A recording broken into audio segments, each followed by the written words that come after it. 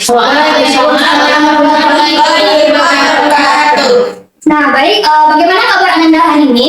Baik, Nah, alhamdulillah kabar Ananda baik. Semoga kita dalam keadaan sehat dan semoga semangat ya belajarnya hari ini. Nah, sebelum kita mulai pembelajaran, alangkah lebih baiknya kita berdoa terlebih dahulu supaya apa yang kita pelajari hari ini bisa bermanfaat. Nah, ketua kelas silakan pimpin doanya. Baik, sebelum kita mulai pembelajaran hari ini, kita berdoa terlebih dahulu. Berdoa, baik. Harus selesai. Nah, baik, untuk ketua kelas, apakah ada anggota kelas yang tidak hadir hari ini? Ada satu orang. Siapa? Afifah izin. Keterangannya di sini. Oke. Baik, selanjutnya pada pertemuan sebelumnya kita sudah belajar tentang kalor dan perubahan suhu. Nah, jika suatu benda diberi kalor, apa yang biasanya terjadi Ananda? Suhu benda meningkat, Bu. Nah, benar. Jika suatu benda diberi kalor, maka suhunya akan meningkat. Kira-kira apakah selalu naik atau bagaimana Ananda? Tidak selalu, Bu. Ya, nah sekarang sebelum kita masuk ke materi kita pada hari ini, nah siapa yang tadi pagi sarapan? Sarapan, Bu. Nah, siapa yang pagi tadi sarapannya dengan teh panas atau susu panas itu? Susu panas. Nah, oke, Jihan. Jihan minum susu panas itu kan memasukkan susunya ke dalam gelas. Lalu jika Jihan memberikan es batu, apa yang terjadi pada es tersebut? Esnya mencair jadi air. Nah, betul. Esnya akan mencair. Susunya apa Pak? Susunya Ya, kayak Pak. Nah, ketika dia mencair, maka suhunya itu akan tetap. Ya, Nanda? ya, Bu. Nah, maka itu adalah salah satu petunjuk dari konsep yang akan kita pelajari hari ini. Nah, sebelum itu, mari kita nonton video berikut.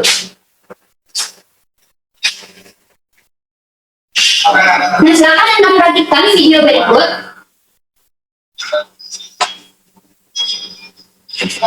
Nah, siapa yang tahu ini video tentang apa? Tiga dan sama program logam, Bu. Nah, betul, Sasti. Ini adalah video tentang peleburan logam di mana sering digunakan di berbagai industri untuk meleburkan dan ataupun melelehkan logam.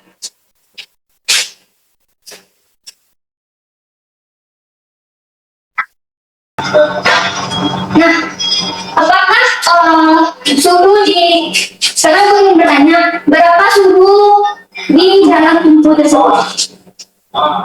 Siapa yang bisa menjawab? Pasti lebih dari 100 derajat. Ada yang lain?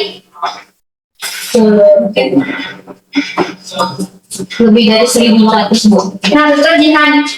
Suhu pada video pada peleburan logam ini bisa mencapai lebih dari 1.500 derajat Celcius.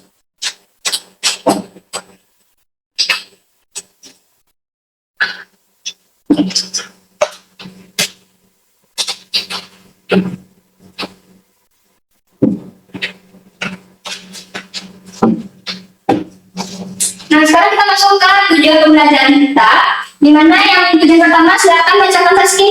Peserta didik mampu berdasarkan perubahan wujudnya. Tujuan yang kedua, Agil. Peserta didik mampu memahami konsep kalor laten. Oke, untuk tujuan yang ketiga, Diva. Tujuan yang ketiga yaitu peserta didik mampu menjelaskan mengapa suhu tetap saat perubahan wujud.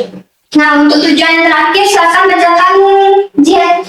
Peserta didik mampu mengaitkan konsep kalor laten dengan kehidupan sehari-hari. Nah, oke. Inilah tujuan yang akan kita pelajari hari ini.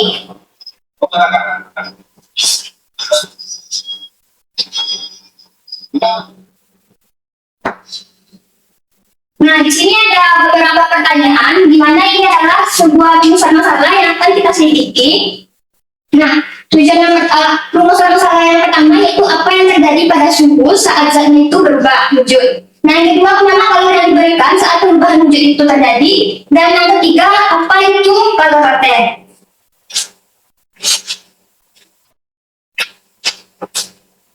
Nah, oke. Untuk membuktikan ketiga pertanyaan yang ini, maka kita akan melakukan sebuah simulasi, di mana kita akan melakukan simulasi dengan menggunakan Java Lab. Nah, silakan Anda scan button ini, dan itu akan membagi kelompok menjadi dua kelompok, di mana kelompok dua sebelah kanan ibu dan kelompok satu di sebelah kiri ibu. Kelompok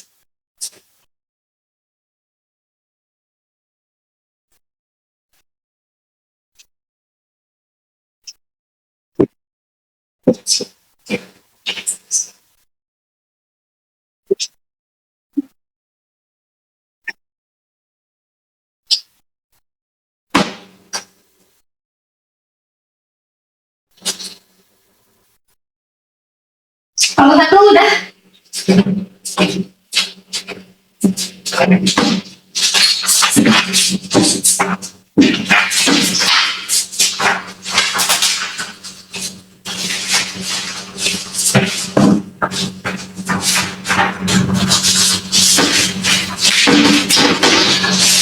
Gimana sudah? Anda semua?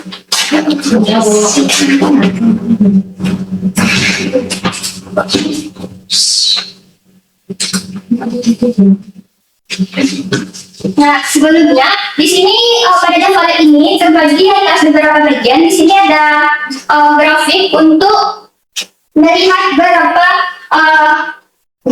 grafik hubungan antara suhu dengan waktunya. Nah, lalu di sini ada partikel-partikel yang akan bergerak nantinya. Nah, silakan Anda lakukan simulasi sekarang. Siapa yang ingin mencobanya di depan? Saya Bu. Siapa yang bisa? Oke, depan.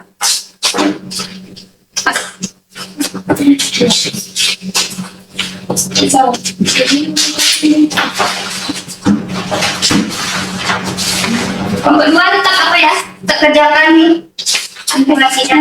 Udah Ibu.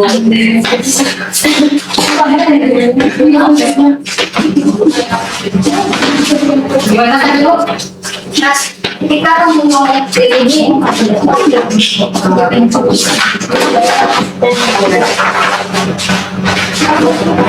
dia sampai lalu.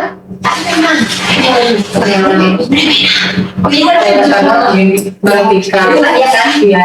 Lalu lanjut lagi. Lalu gimana? Kelihatan? Kalau data di kota Gratis. konstan. Lanjut ke kita lihat nanti ke suhu 100 derajat.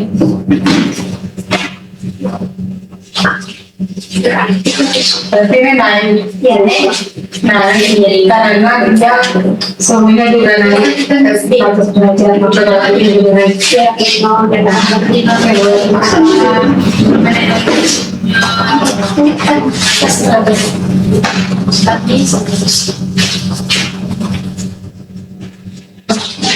Udah kamu lagi. Di atas bisa aja udah tadi ya. Iya.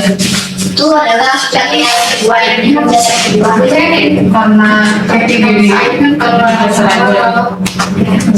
Jadi, nah kalau dia naik, berarti dia tidak mengalami tapi dia mengalami kenaikan suhu. Nah kalau dia mendatar, dia mengalami perubahan wujud. Sehingga dikatakan kalau itu juga dengan suhu selalu derajat. Makasih Bu.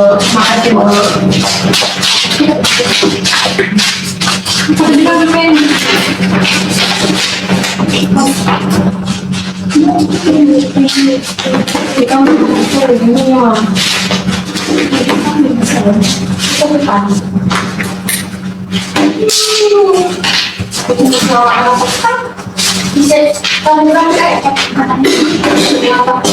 isinya nggak berapa? Kamu bisa berapa? Sampai satu aja.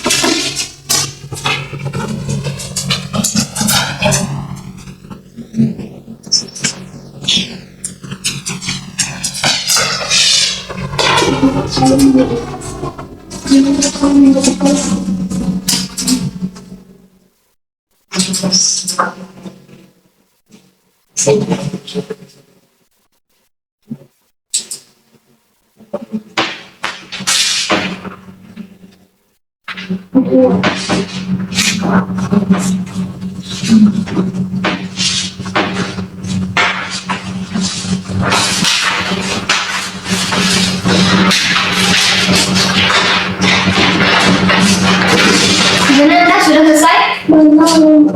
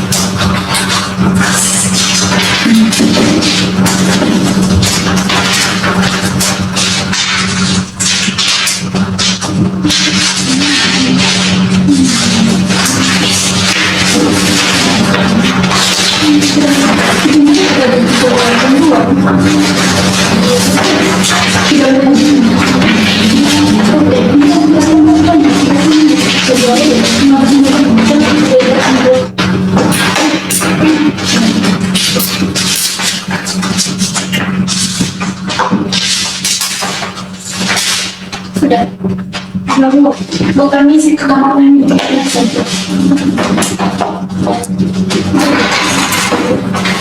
Nah, udah selesai ya Nanda?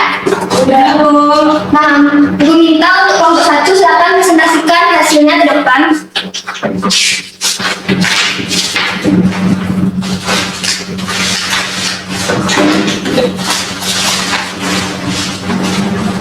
Capek loh.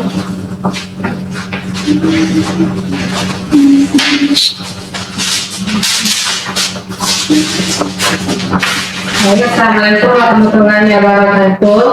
Waalaikumsalam warahmatullahi wabarakatuh. Saya bisa cahaya perwakilan dari kelompok 1 yang mempresentasikan hasil dari praktek tadi. Berdasarkan simulasi tadi, kami mendapatkan data pada sebelum melebur suhunya minus 20 derajat hingga 0 derajat. Wujud dasinya itu masih ada proses.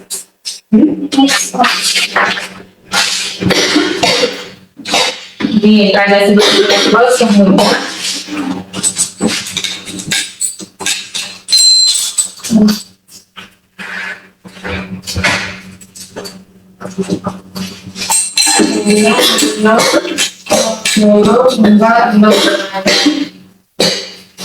Lalu tidak padat atau gunakan partikel. Suhunya naik.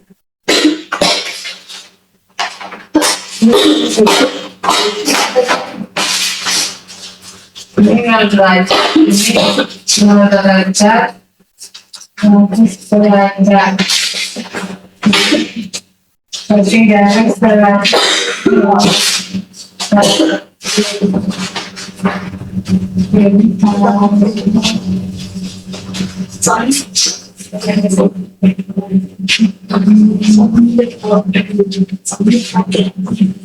Jadi waktunya 15 menit lagi.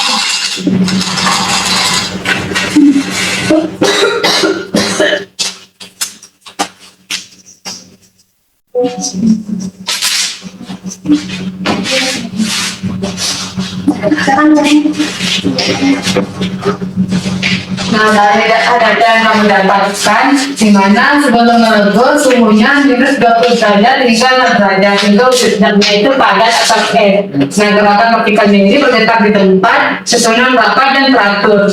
Suhunya itu naik. Nah, pada level 1, suhunya 0 derajat, wujudnya berubah dari padat menjadi cair. Gerakan partikelnya mulai bergerak lebih bebas, ikatan mulai bergerak. Suhunya tetap. Nah, setelah melebur, suhunya 0 derajat hingga 100 derajat. Wujudannya itu cair, gerakan partikelnya itu bergerak bebas, tidak bergerak saling melewati. Nah, suhunya itu naik. Sedangkan saat level 2, suhunya 100 derajat, wujudannya itu cair ke gas. Nah, gerakan partikelnya itu, partikel di permukaan melepaskan diri, bergerak sama aktif, bergerak sama bergerak sama aktif.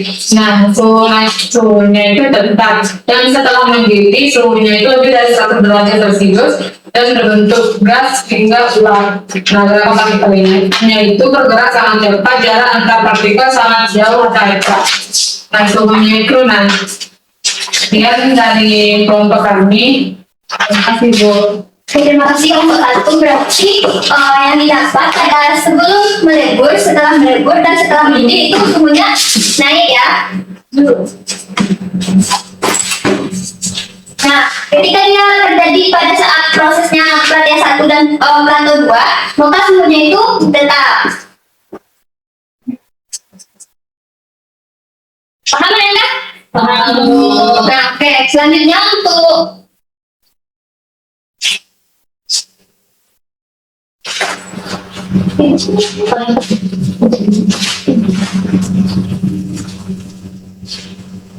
nah, selanjutnya untuk grafik pemanas dari sebelum kita tadi, silakan kelompok 2.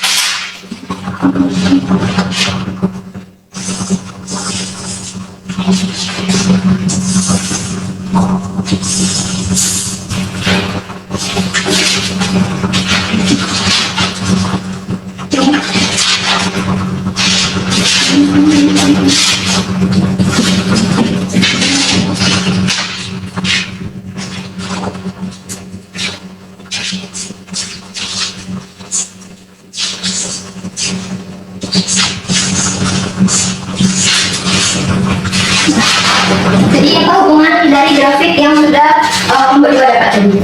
Nah, dari grafik yang kami dapatkan dapat dilihat pada yang pertama, bendanya itu kan berwujud beku atau dengan suhu min 20. Nah, setelah dilakukan pemanasan selama 5 detik, wujud zatnya itu berubah menjadi cair dengan suhu 0 derajat. Nah, setelah sekian lama, suhunya tetap konstan. Nah, kemudian selama 10 detik Suhunya itu kemudian naik, yang dari wujudnya awalnya cair menjadi gas. Nah kemudian sekitar sekian lama lagi dengan waktu 15 detik, dari wujudnya cair itu dari wujud gas menjadi uap.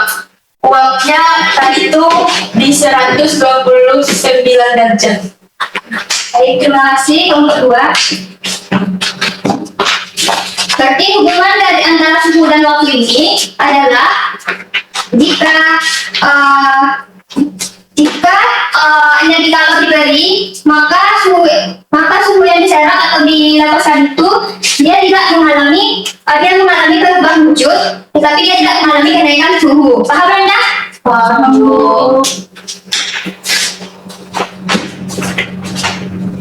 Nah, sekarang kita masuk ke penguatan, di mana perubahan wujud zat ini terbagi atas berapa?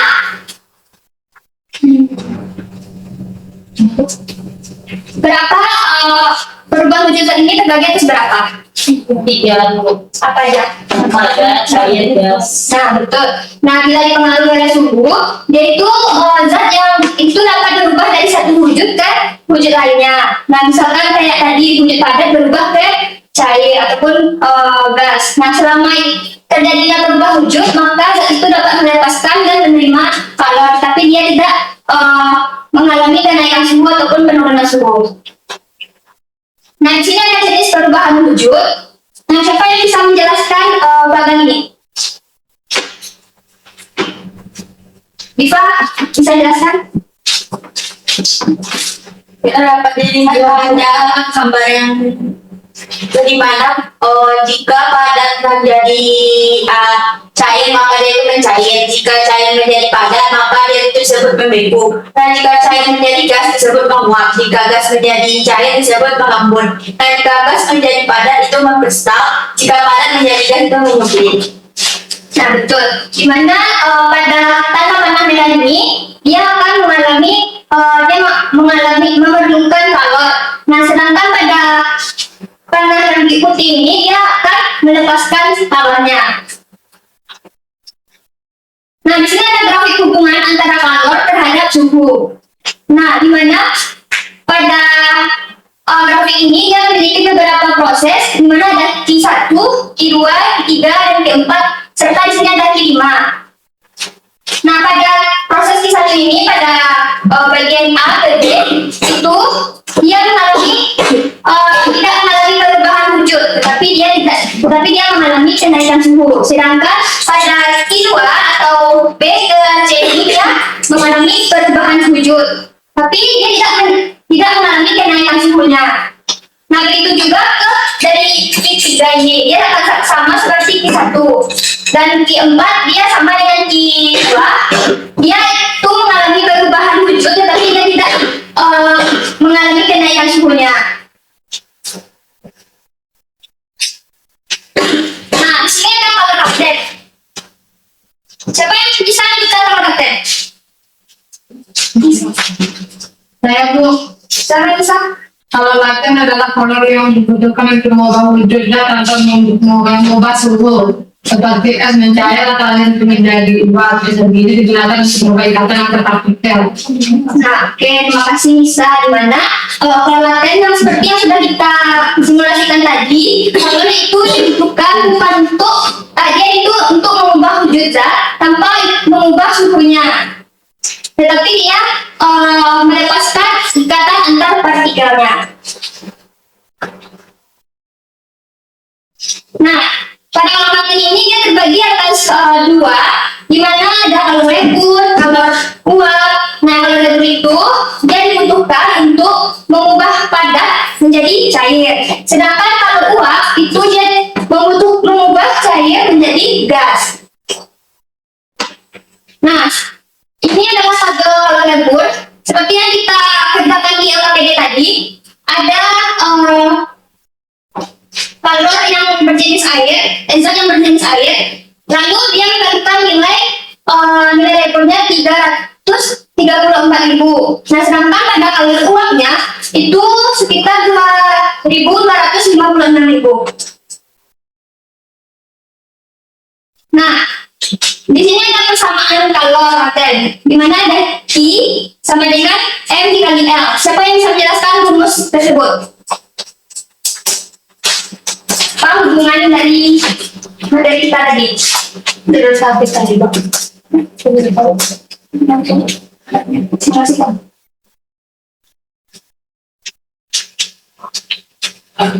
Siapa yang bisa menjelaskan?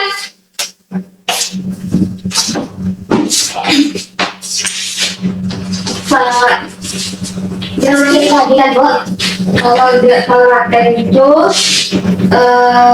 seperti eksploitasi penulisan cair itu, Bu. Terus kalau terkait uap dan nggak rumusnya ini apa?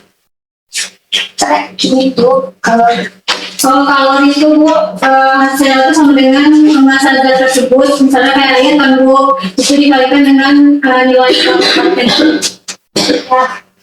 Oke, Dinda, berarti Q itu adalah kalor yang diserap tadi atau yang dilepaskan tadi. Dan sedangkan N ini adalah massa zat suatu benda. Sedangkan kalau L itu adalah kalorifer seperti kayak menguap tadi ataupun melebur tadi. Paham kan? Anda semua? Paham, Bu. Nah, di sini kita masuk ke contoh dalam kehidupan sehari-harinya. Nah, di sini ada yang pertama ada es mencair di minuman. Ini termasuk kalor apa? Kalau lebur tadi dia bagian apa? Mencair Bu. Nah, betul Dinda. Sedangkan yang kedua ini air mendidih menjadi uap ini apa? Mendidih.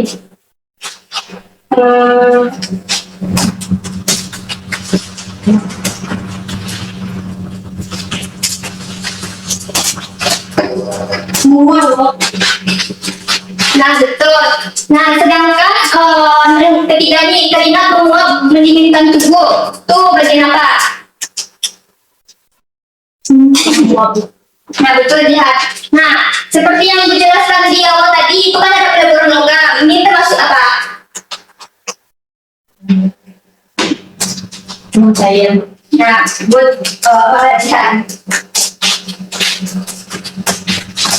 Nah, dari contoh yang tadi, maka berakhirlah materi kita pada hari ini. Nah, di sini ada kesimpulan. Untuk kesimpulan pertama, silakan bacakan Alia. Perubahan zat adalah perubahan bentuk fisik suatu zat akibat penerapan atau pelepasan power tanpa mengubah jenis zatnya. Perubahan wujud meliputi mencair, membeku, menguap, mengembun, melimping, dan mengkristal. Nah, bagus Alia. Untuk kesimpulan yang kedua, silakan bacakan Iva. Yang kedua yaitu kalor laten adalah kalor yang diserap atau dilepaskan oleh suatu zat untuk mengubah wujudnya tanpa berubah. Oke, Iva, untuk tujuan yang ketiga, Saski.